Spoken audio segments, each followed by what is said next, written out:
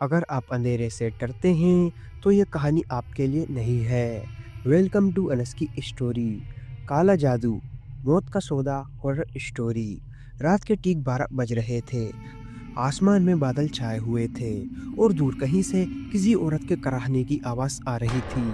गांव के लोग जानते थे कि उस तरफ जाना अपनी मौत को न्योता देना है। वह इलाका भैरवपुर की पहाड़ी के नाम से बदनाम था। कहते हैं वह एक औरत की आत्मा भटकती है जिसे उसके पति ने काले जादू से मारा था और तब से वह आत्मा किसी को चैन से नहीं जीने देती। रवि एक कॉलेज का स्टूडेंट था। छुट्टियों में अपने नाना नानी के गांव आया था। शहर में रहने वाले रवि इन भूत प्रेत की बातों पर हंसता था। उसने नाना से पूछा, नाना जी ये सब झूठी कहानियां हैं ना, आजकल कौन भूत होता है? नाना की आंखें एकदम ठंडी हो गई। उन्होंने धीरे से कहा, बेटा कुछ चीज़ें मजाक के लिए नहीं होती। इस गांव में जो भी उस पहाड़ी के पास गया वह कभी वापस नहीं लौटा। रवि ने हंसते हुए कहा, चलो नाना जी कल मैं जाकर देखता हूँ कि क्या है वहाँ। नाना ने सख्त लहजे में कहा, कभी भी ऐसी गलती मत करना। वह चंद्रकला नाम की औरत की आत्मा है। वो मरी नहीं है, उसे मारा गया था। जिस दिन वो मरी उस दिन पूरे गांव में एक साथ 5 लोगों की लाशें मिली थी। अगले दिन दोपहर को रवि ने अपने दोस्त समीर और आदित्य को राजी किया। चलो ना भैरवपुर की पहाड़ी पर चलते हैं, क्या पता कोई मज़ेदार जगह हो। समीर ने डरते हुए कहा, लोग कहते हैं वहाँ रात को औरत रोती है और जो उसकी आवाज़ सुन ले वो मर जाता है। आदित्य बोला, झूठ, चलो हम दिन में जा रहे हैं, कुछ नहीं होगा।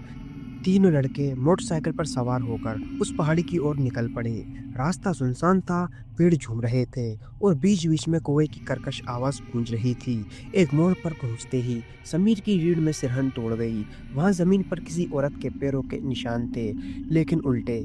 यार ये देखो, ये उल्टे पैर हैं, समीर चीख पड़ा। रवि हंसा, अरे शायद किसी जानवर के निशान होंगे।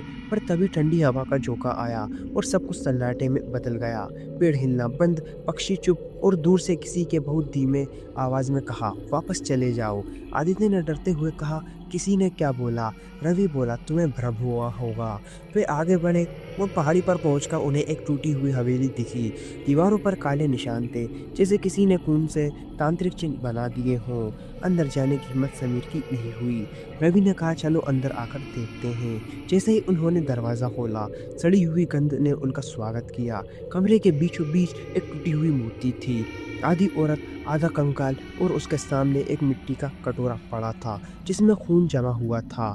ये क्या है यार? समीर बुदबुदाया। अचानक कटोरे के पास रखा दिया अपने आप जल उठा। यह कैसे? आदित्य चिल्लाया। रवि ने कांपते हुए कहा, शायद हवा से या कोई गैस होगी। तभी पीछे से किसी औरत की धीमी आवाज आई, मेरे खून से खेलोगे? तीनों ने पीछे मुड़कर देखा। एक औरत, लंबे बालों में लिपटी आंखें, लाल चेहरा अधजला, वो मुस्कुरा रही थी। तुम्हें बुलाया किसने यहाँ? रवि की आवाज़ रुक गई। हम सब देखने आए थे। वो औरत धीरे धीरे आगे बढ़ी। देखने?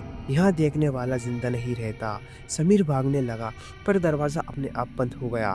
औरत ने दीवार की तरफ इशारा किया, पर दीवार पर अब उनका ही नाम लिखा था, रवि, समीर, आदित्य। मौत तय है। आदित्य जमीन पर गिर पड़ा, उसकी नाक से खून बहने लगा।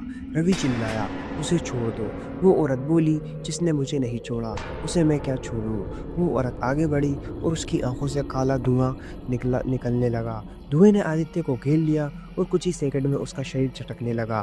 फिर वो शांत हो गया। उसकी आंखें खुली रह गईं, पर जिंदगी चली गई। समीर जोर से चिल्लाया और दरवाज़ा पीटने लगा, हमें जाने दो, हम कुछ नहीं जानते। औरत बोली, अब जान ही लोगे। फर्श फटने लगा और उसके नीचे से कई हाथ निकले, चले हुए सड़े हुए हाथ। उन हाथों ने समीर को पकड़ लिया और उसे नीचे खींच लिया। समीर की चीख हवेली में गूंज उठी। अब केवल रवि बचा था।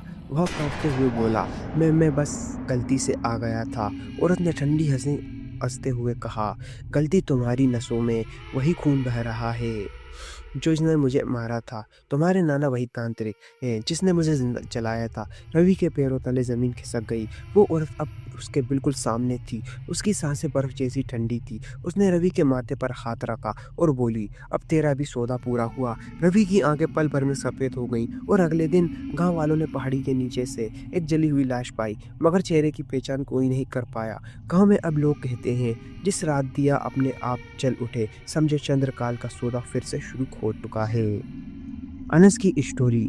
डर वही है जहां तुम सोच रहे हो कि वो नहीं है। अगर ये वीडियो आप तक पहुंच गई है तो प्लीज़ आप लोग चैनल को सब्सक्राइब करें और मुझे अपना छोटा भाई समझकर सपोर्ट करें, क्योंकि आपके सब्सक्राइब करने से हमें मोटिवेशन मिलता है और वीडियो बनाने में भी अच्छा लगता है। तो प्लीज़ आप लोग मुझे सपोर्ट करें। यह कहानी केवल मनोरंजन के लिए है। इसका उद्देश्य किसी भी धार्मिक या सांस्कृतिक भावनाओं को ठेस पहुंचाना नहीं है। अंत मैं मिलता हूँ आपको नेक्स्ट वीडियो में किसी नए टॉपिक के साथ। तब तक love you so much NS की जनता। अगर आप लोगों के पास भी कोई डरावनी हॉरर स्टोरी है तो आप हमें इंस्टाग्राम पर डीएम करें। जय हिंद, जय भारत। अगर आपको वीडियो अच्छी लगी हो तो प्लीज़ वीडियो को लाइक करें और चैनल को भी सब्सक्राइब करके बेल नोटिफिकेशन को ऑल पर प्रेस कर दें। Thanks for your watching.